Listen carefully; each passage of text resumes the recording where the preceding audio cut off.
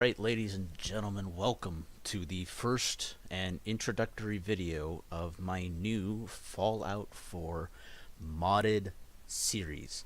I'm calling this a series because it's going to be slightly different from what I've done in the past. The last modded series that I did for Fallout 4 was with the Minutemen, and I tried to do a little bit of a roleplay type thing going on, but it turned out to be more of a let's play with mods involved and didn't really get very far in what I wanted to do. I ended up having to scrap that series due to mod conflicts that I couldn't leave Sanctuary. It got to the point where I could not leave Sanctuary via fast travel, walking, whatever. Not even vertibirds worked. It was a major hassle. So we're doing something different in this. There's not going to be a whole lot of personal commentary unless I am having trouble getting the story going. Every now and then I might just jump in and talk about what's going on with the series, interacting with you guys and answering comments and things like that. But for the most part, any voiceovers you hear on my part will be from the mind of the character himself. This is going to be a very, very roleplay intense situation. There is a specific mod that I have called Journal of the Lone Wanderer, I believe it's called, something like that, and it allows me to give the character's story through his point of view, and I can use that to keep track of everything that's going on, write personal notes in it. It's going to be really, really fun. I've spent quite a bit of time coming up with this character, and you can see on screen right now just the process that I went through. Yes, I was using console to get some things going. I was getting perk points and getting my character leveled up appropriately to be able to start this let's play the way that I really envisioned it. Starting out as my character. I'm trying not to give too much away here, but you can see like he's going to be wearing power armor. The power armor in the clip that you're seeing right now is not going to be what he has in the future. In the next little bit, at the end of this little talk section, I'm going to give you your first introduction to the character and a little bit of story on his part and a little bit of just some combat scenes of how the character's going to be playing out. Heavy weapons character. You've seen a couple of times I've pulled out a minigun just checking to see how things are working. We're going to be using heavy weapons primarily in this series, so I'm going to be trying to stick with that as much as possible. There will be times that I have to use other weapons simply because you're going to run out of ammo. I'm going to do my best. I've given myself a decent amount of ammo to start, but heavy weapons chew through that ammo hard. I do have a couple of mods that add in some very cool custom weapons, also some ones that are not lore friendly. I'm probably not going to be using those too much, but they were just too much fun for me to remove them from my load order from another character that I've been playing on. We are going to be very, very heavily doing Sim Settlement's Conqueror on the Brotherhood faction. So I'm going to be trying to get through a lot of the story stuff.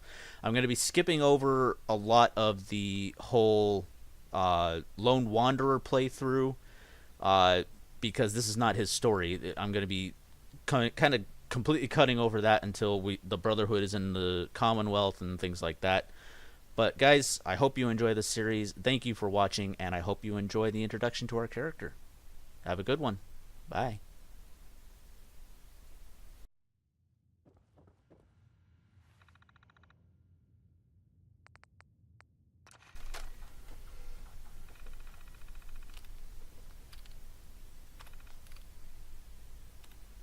Let's see, log 001. This is William Mitchell, former gunner, former merc, presently the merc.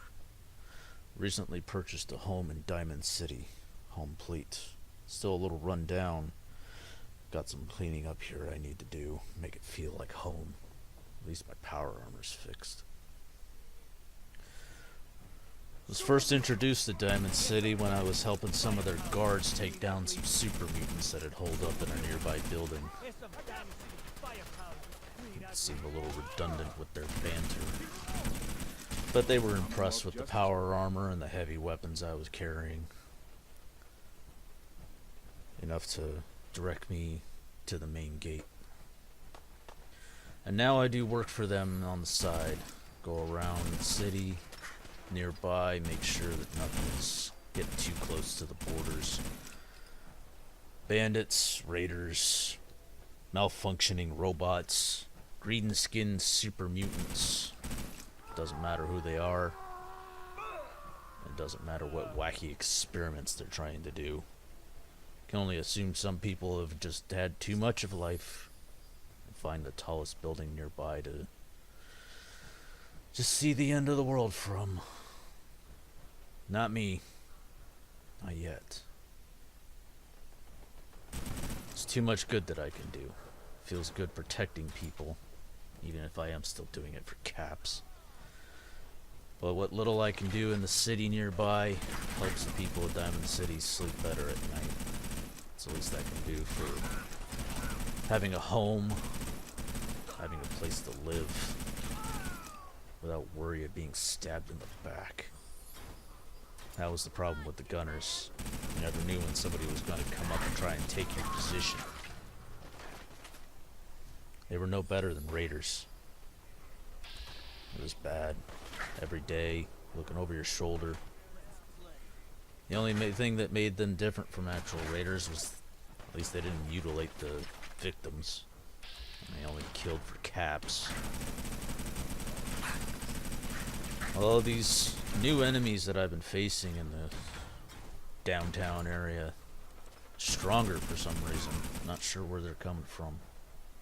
I've started calling them stalkers because they seem to track me down wherever I go. It's been interesting. It's a new challenge. Keeps this custom power armor at least somewhat significant. I'm not sure if it's better than some of the other power armor that's out in the wasteland, but it's my power armor. It's kept me alive, and it's going to keep me alive. We'll see how things go in the future, but for now, that's the end of this. And this is William Mitchell. Until next time.